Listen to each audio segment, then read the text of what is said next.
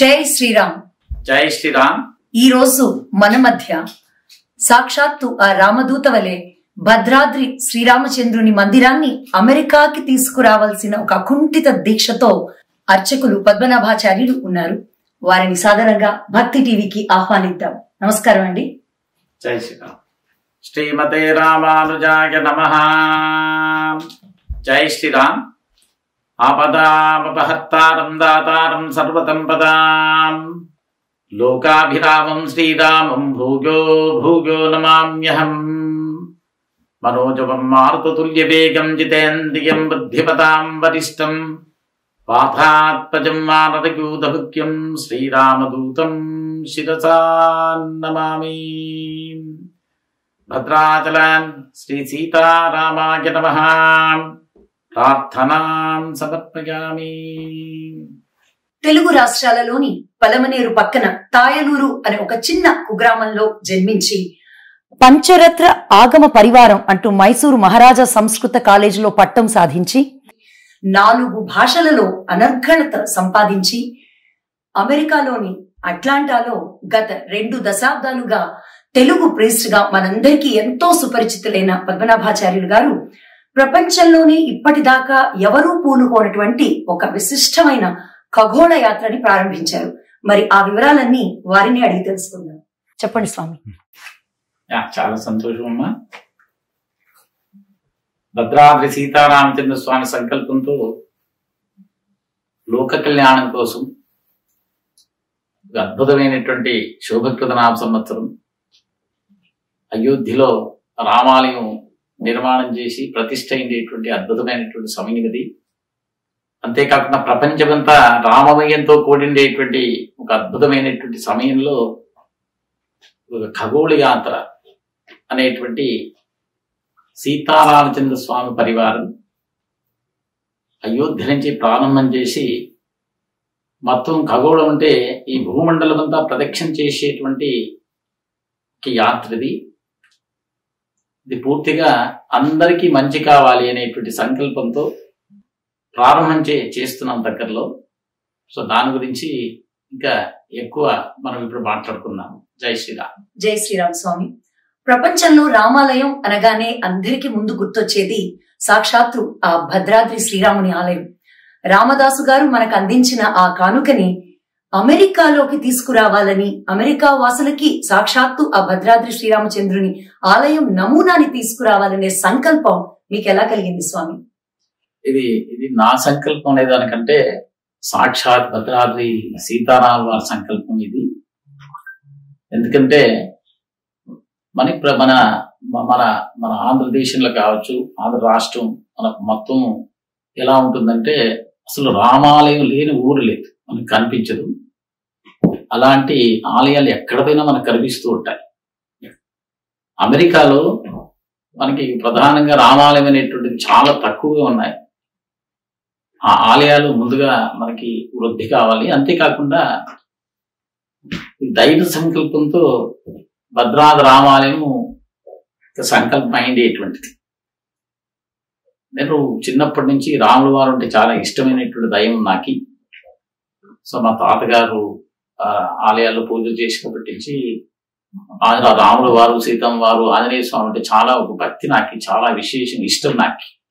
దాంతో పాటు భద్రాద్రి రామచంద్ర స్వామి అంటే భద్రాద్రి రామాలయం రామదాస్ గారు ఎలా నిర్మాణం చేశారు అనేటువంటి ఆయన చరిత్రను చదివినప్పుడు సాధక నాకు ఆ మనస్సులో ఆ ఆలయం అమెరికాలో కట్టినట్టు అలా కనిపిస్తూ ఆ ఒక సంకల్పం అయింది. నాకు దగ్గరగా ఉండేటువంటి ఒక భక్తులు, నాకు ఆప్తులుగా ఉండేటువంటి వాళ్ళ దగ్గర నేను వాళ్ళతో మాట్లాడి సో ఈ ఆలయం గురించి నేను వాళ్ళతో చెప్పుకున్నాను. వాళ్ళందరూ కూడా చాలా ఉత్సాహంతో సో ఈ ఆలయం కావాలనే సంకల్పం సో ముందుకు తీసుకొచ్చారు. చాలా భద్రాద్రి రామదాస్ గారి చరిత్ర ఈరోజు ఈ ఆలయాన్ని సో ఇక్కడ తీసుకువచ్చేటువంటి సంకల్పం కుదిరింది. పూర్తిగా భద్రాద్రి సీతారామ వారి సంకల్పమే.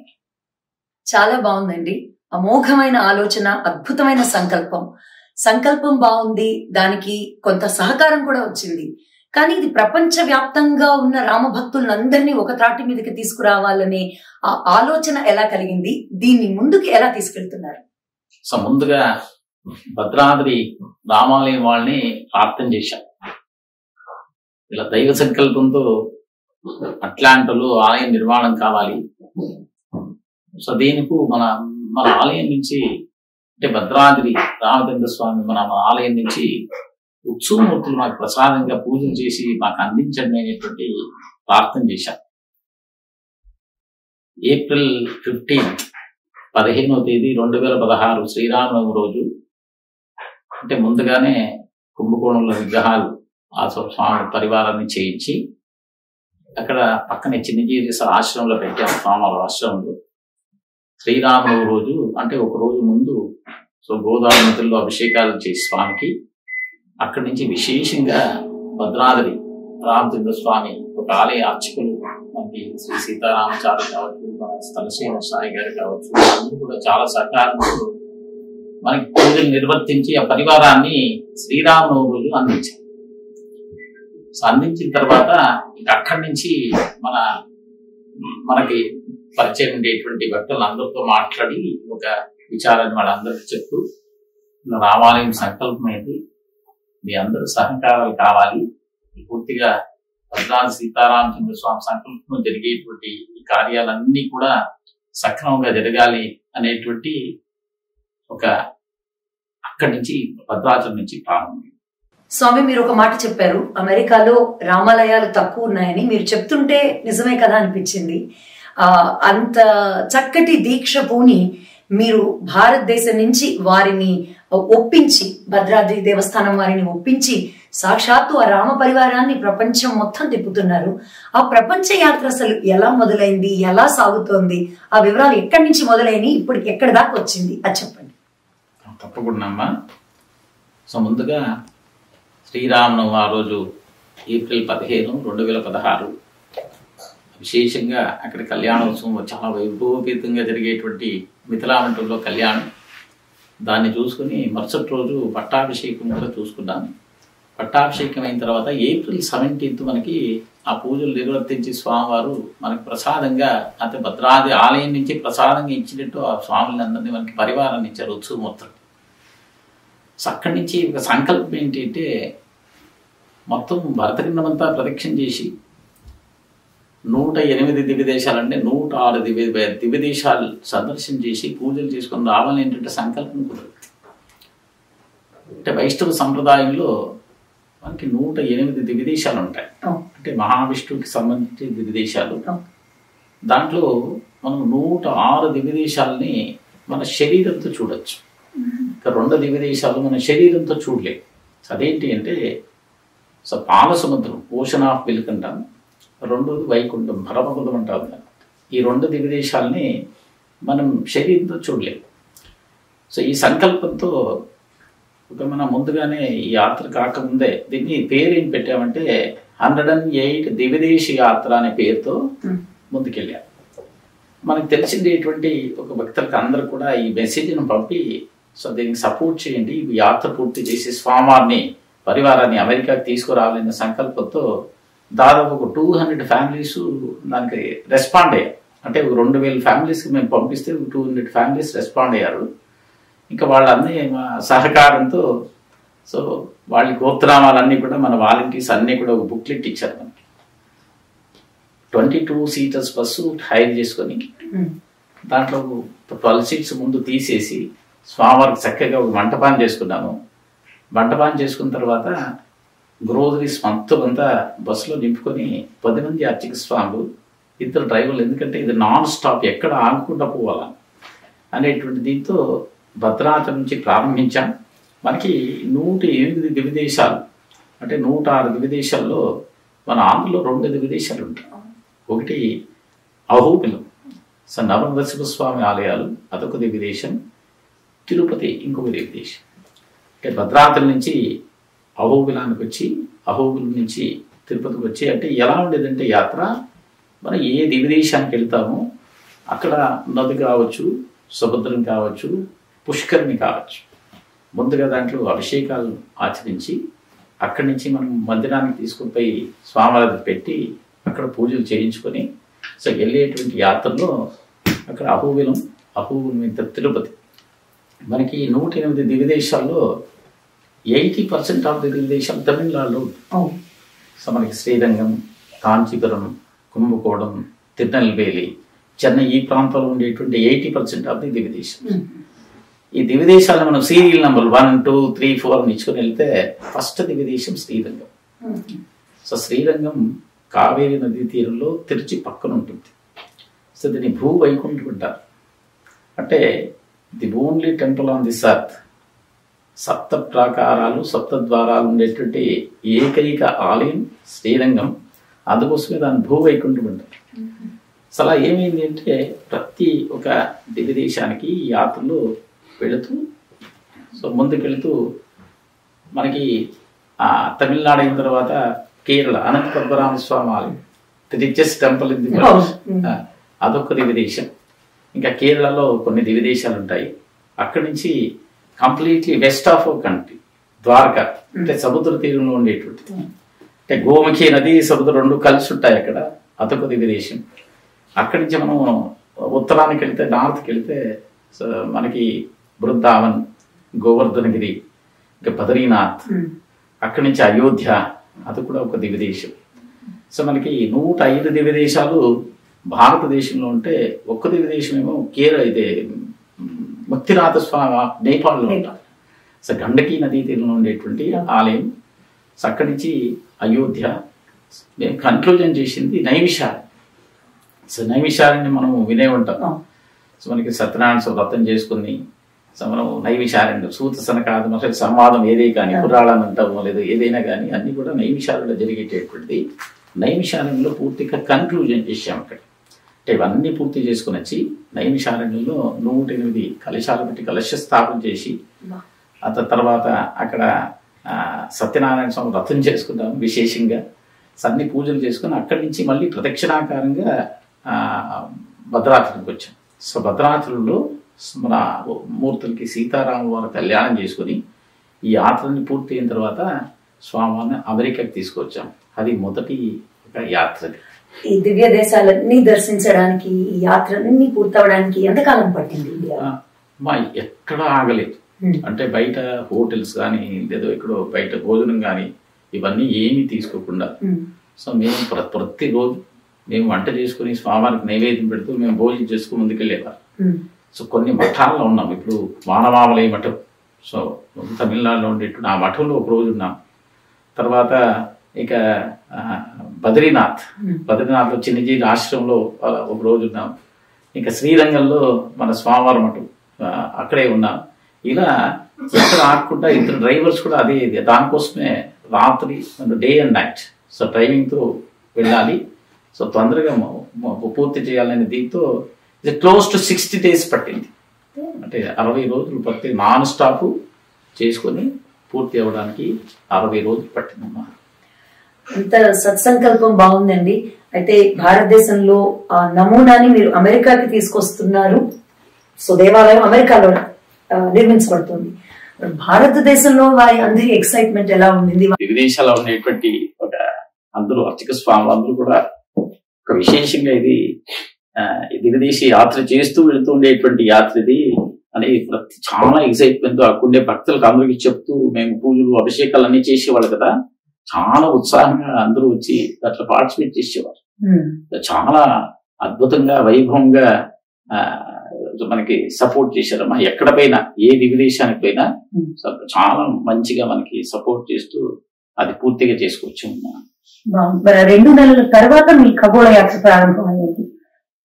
అంటే 2 నెలల తర్వాత దివిదేశ యాత్ర 108 దివిదేశ యాత్ర పూర్తి చేసుకుని అమెరికాకు వచ్చారు.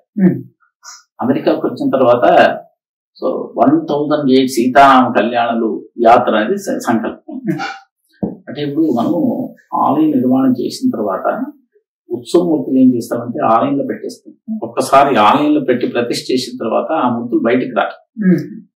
ఇప్పుడు మన ప్రాసెస్ ఎలా ఉంది అంటే ఇంకా ఆలయం నిర్మాణం కాలేదు. సో అప్పటికి మన 2016లో మనకి భూమి కూడా లేదు.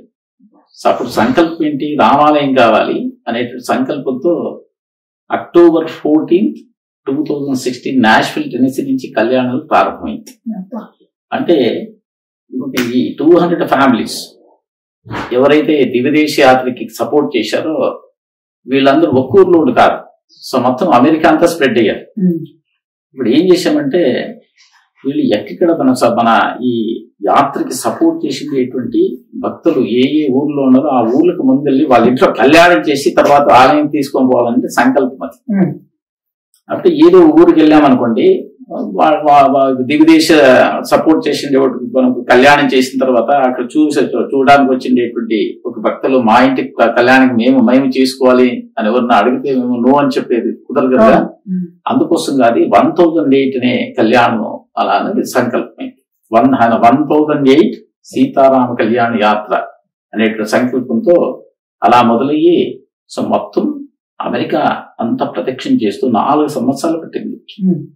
అంటే నాష్విల్ టెన్నెసీలో ప్రారంభించి ఇక అలా పూర్తిగా అమెరికా అంతా ప్రదక్షిణ చేస్తూ 953 కళ్యాణాలు ఇప్పటికి పూర్తి. సంకల్పం 1008. 1007 కళ్యాణాలు పూర్తి చేసిన తర్వాత 1008 కళ్యాణం ఆలయం ప్రతిష్ఠ అవుతుంది. ఆ ఆలయం ప్రతిష్టలో 1008 కపుల్స్ ఆ కళ్యాణాలు కూర్చొని పెట్టి మహా కళ్యాణం చేసి స్వామివారిని శాశ్వతంగా ఆలయంలో ప్రతిష్ఠ చేయాలనే సంకల్పంతో ఈ సంకల్పం బయటకు వచ్చి ఈ 1008 కళ్యాణ యాత్ర కూడా పూర్తి అయిందమ్మా. అద్భుతం అండి. అయోధ్య కోసం ప్రపంచంలో అందరూ ఎంత ఆసక్తిగా ఎదురు చూశారు. అయోధ్యలో బాలరాముని ప్రతిష్ఠ జరుగుతున్నప్పుడు మొత్తం ప్రపంచం మొత్తం అసలు ఒక వైబ్రేషన్ తోటి ఎలా ఎదురు చూశారు. మీరన్నట్టు ఆ 200 కుటుంబాలే కాదు, వాటి వెనక ఉన్న 2000 కుటుంబాలు అవనివ్వండి, 2 లక్షల మంది తెలుగువారు అవనివ్వండి, భారతీయులు అవనివ్వండి, అంతే ఉత్సాహంగా ఈ మందిరం ఎప్పుడు ప్రారంభం అవుతుంది అని ఎదురు చూడబోతున్నాం. సో ఒక టైం లైన్ ఎప్పుడు అనుకుంటున్నారు మందిరం ప్రారంభం అవ్వడానికి? మంచి ఇది మనకి ఈ కళ్యాణాలు పూర్తి 2019 డిసెంబర్ వరకు పూర్తి అయ్యాయి. సో 951 కళ్యాణం అట్లాంటాలో కన్క్లూడ్ చేశాం. తర్వాత ప్రతి శ్రీరామనవమికి కళ్యాణం చేస్తున్నాం స్వామివారికి. అంటే భద్రాచలంలో మనకి చాలా వైభవంగా సీతారామనవమి కళ్యాణం జరుగుతుంది కదా, ఆ శ్రీరామనవమి ఈవెంట్ రోజు కళ్యాణం చేయాలి. అలా ఏమైందంటే 2018లో 33 ఎకరాలు భూమి ఆలయం కోసంగా సీతారాముల వారు సంకల్పం చేసుకున్నారు. దానికి ఒక డివోటీ పూర్తిగా ఆ భూమికి కావాల్సినటువంటి డబ్బులన్నీ కూడా ఆయన ఇచ్చి భూమి కొనిచ్చేసారు మనకి. సో అది పూర్తి అయిన తర్వాత 2019లో భూమి పూజ చేశాను, శంకుస్థాపన చేశాను. సో భద్రాచలం నుంచి అర్చక స్వామి సీతారామాచార్యులు శంకరుని ఆ భద్రాచలంలో పూజలు చేసుకుని ఇక్కడికి తీసుకొచ్చి శంకుస్థాపన చేసి అక్కడికి ఒక దీన్ని పూర్తి చేశామా. సో అది అక్కడి నుంచి భూమి రావడం అంటే ముందుగా మనం కన్యాోత్సవం మొదలు పెట్టడం మన దగ్గర ఏమీ లేదు. సో పూర్తిగా మన భక్తులు చేసేటువంటి ఉత్సాహము వాళ్ళ పూర్తిగా సపోర్ట్ వాళ్ళదే. మన భక్తులు ఉన్నారు కదా, ఎక్కడికి పోయినా చాలా ఉత్సాహంతో వాళ్ళు కళ్యాణం చేసుకోవడం, అంతేకాకుండా వందలాది మంది ఆ కళ్యాణాలు భాగస్వాములు కావడం. ఇలా మనం అమెరికా మొత్తం చూస్తే మీరు చెప్పినట్టు లక్షలు కూడా దీంట్లో భాగస్వాములు అయ్యారు.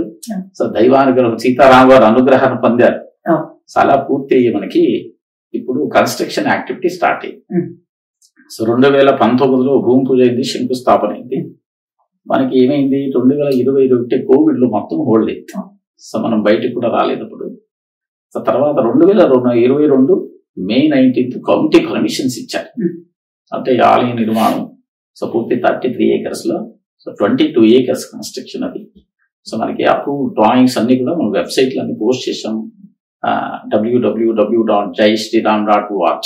సో దాంట్లో అన్ని కూడా డీటెయిల్స్ ని పెట్టాము. అక్కడి నుంచి టెంపుల్ కన్స్ట్రక్షన్ యాక్టివిటీ స్టార్ట్ అయింది. మనకి భద్రాద్రి రామదాస్ గారు ఆలయం 400 సంవత్సరాల క్రితం కట్టిండేటువంటి ఆలయం అది. ఈ రోజు మనం భద్రాద్రికి వెళితే 4000 సంవత్సరాలైన అలాగే ఉండేటువంటి స్ట్రాంగ్ స్టోన్ కన్స్ట్రక్షన్. అలాంటి ఆలయమే మనకి సంకల్పం. ఇది మన రీసెంట్ గా అంటే చాలా రీసెర్చ్ చేశాం. అంటే శిల్పులు ఎవరిని తీసుకోవాలి, ఇది చెక్కాలి అంటే సో ఒక మంచి ఎక్స్పర్ట్స్ కావాలి. అంటే అంతేకాకుండా ఒక ఆలయ ఒక వాస్తు అవన్నీ చదువుకుండేవాళ్ళు కావాలి. ఇవన్నీ చూసి ఒక రీసెర్చ్ లో మనకి రీసెంట్ గా యాదగిరిగుట్ట నరసింహస్వామి ఆలయం చెక్కిండేటువంటి ఎంత అద్భుతంగా ఉందో. ఇప్పుడు గుడి మొన్న వెళ్ళినప్పుడు దర్శించాము, రెండు కళ్ళు చాలలేదు. అవును, అద్భుతమైనటువంటి ఆలయం ఇది. సో ఆ ఆలయం చూసి మన బాలసుబ్రహ్మణ్యం గారిని స్థపతి ఆయన, అంటే దానికి 3 స్థపతులు పనిచేశారు. దానికి దాదాపు 1000 మంది శిల్పులు పనిచేసింటారు కొన్ని సంవత్సరాలు. సో చాలా అద్భుతమైనటువంటి ఆలయం. సో ఆ స్థపతి గారు పరిచయం అయ్యారు. అంటే మన డివోటీ ద్వారా ఇలా నాకు కాల్ చేసి, గురువు గారు ఒక స్థపతి ఉన్నారండి మన యాదగిరి చెక్కింది వాళ్ళు, మీరు ఆలయం చెక్కలు అంటున్నారు కదా, ఒకసారి మాట్లాడి చూడండి అంటే, సో నేను ఇండియాకి వెళ్ళి సాయన్ని కలిసి సాయన్ని నన్ను తీసుకుని వెళ్ళారు యాదగిరి ఒకటి. కానీ ఆయన చేసిన పనులన్నీ చూపించారు. అవన్నీ వీడియోస్ ఫొటోస్ అన్ని తీసి మన ఆలయం కమిటీ బోర్డు ఉంది మనకి, సో వాళ్ళకి అందుకే షేర్ చేసి చాలా అద్భుతంగా చేశారు. ఈయన మంచి వ్యక్తి, చాలా బాగా మాట్లాడుతున్నారు, బాగా అనిపించింది అంటే వాళ్ళ ఆయనతో మాట్లాడి ఆయన కాంటాక్ట్ చేశారు. అంటే పూర్తిగా ఆ ఒక భద్రాద్రి రామాలయం నమూనా డ్రాయింగ్స్, దానికి ముందు మనం ఏం చేశామంటే తిరుపతిలో ఒక టీం ఉండింది. ఆ స్థపతి వాళ్ళంతా మొత్తం ఆర్కిటెక్చర్ అంటే ఆ ప్లానింగ్స్ మొత్తం డ్రాయింగ్స్ అంతా వాళ్ళు రెడీ చేశారు. ఆ డ్రాయింగ్స్ అంతా ఫైనలైజ్ అయిన తర్వాత స్థపతి బాలసుబ్రహ్మణ్యం గారు ఆయన ముందుకు వచ్చి చెక్కడానికి మొదలు పెట్టారు. అంటే మనకి 2022 ఆగస్టు ఆ సమయంలో వాళ్ళు స్టార్ట్ చేశారు. దాదాపు 200 మంది రీసెంట్ గా 3-4 days బ్యాక్ మనకి 100% రామాలయాన్ని, ఆంజనేయ స్వామి ఆలయాన్ని చెక్కడం పూర్తి చేశారు. సో అక్కడ వరకు ఇప్పుడు స్టేటస్ ఏంటంటే ఆలయాలు చెక్కింది అయిపోయింది. ఇంకా మనం అది దాన్ని అమెరికాకి షిఫ్ట్ చేసి తీసుకొచ్చి, నేను ఇప్పుడు 27 వెళ్తున్నాను ఇండియాకి. సో ఇండియాకి పోయి మన భద్రాద్రి ప్రధాన అర్చక స్వాములు ఒక టీము ఆలగడ్డకు వస్తున్నారు. ఆలగడ్డలో చెక్తున్నారు, ఈ టెంపుల్ అంతా చెక్కేశారు. వాళ్ళు వచ్చి ఆలయాన్ని అన్ని పూర్తిగా పరిశోధన చేసి ఏదైనా కామెంట్స్, లేదా ఇక్కడ కొంచెం సరి చేయాలి, లేదా ఇక్కడ కొంచెం చెక్కాలి, లేదా ఇక్కడ కొంచెం హోల్ కొంచెం పెద్దగా ఉండాలి అని వాళ్ళు సజెషన్ చేస్తారు కదా. ఎందుకంటే కొన్ని 100 సంవత్సరాల నుంచి వాళ్ళు ఆలయంలో ప్రతిరోజు ఆ స్వామి సేవ చేస్తుండే అర్చక స్వాములు కాబట్టి వాళ్ళ కామెంట్స్ తీసుకుని, సో వాళ్ళు ఆ కామెంట్స్ ప్రకారంగా వాళ్ళన్ని మనకి రెడీ చేసి తర్వాత షిప్మెంట్స్ మొదలు పెడతారు. చాలా వినడానికే వినసొంపుగా ఉందండి మొత్తం ఈ ప్రయాణం. ఇది ఇంకా ఆరంభం మాత్రమే. మరి భారతదేశంలో శిల్పులు పని మొదలు పెట్టారని అన్నారు, ఇక్కడికి అమెరికాకు వస్తుంది అని అన్నారు. ఇంతకీ ఈ మందిర నిర్మాణం అమెరికాలో ఎక్కడ జరగబోతోంది, ఏ ఊర్లో జరగబోతోంది? అలాగే ఒక మందిరాన్ని మీరు అన్నారు రామాలయం 4000 ఏళ్ళు ఉంటుందని, మరి అమెరికాలో కూడా భావితరాల వారందరికీ కూడా ఒక ఆదర్శనీయమైన మందిరంగా నిలబడుతుంది. మరి దానికి సంబంధించిన ఫైన్ డీటెయిల్స్, అంటే రాయి నుంచి విగ్రహం వరకు ఆ వివరాలన్నీ కూడా చెప్పండి. తప్పకుండా. మనకి ఈ ఆలయం కమ్మింగ్ అనేటువంటి సిటీ అది. సో జార్జియా స్టేట్ లో ఉంటుంది.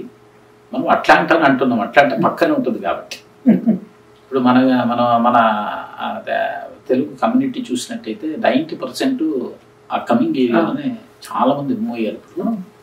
సో అది ప్రైమ్ లొకేషన్. అది మనకి రైట్ ఎగ్జిట్ లోని నార్త్ హైట్ హాస్పిటల్ ఉంటుంది. Coming city 13th exit north height hospital నుంచి వాకబుల్ డిస్టెన్స్, రోడ్డు పక్కనే 33 acres ల్యాండ్. అది మొత్తం ఫారెస్ట్, అది పూర్తిగా.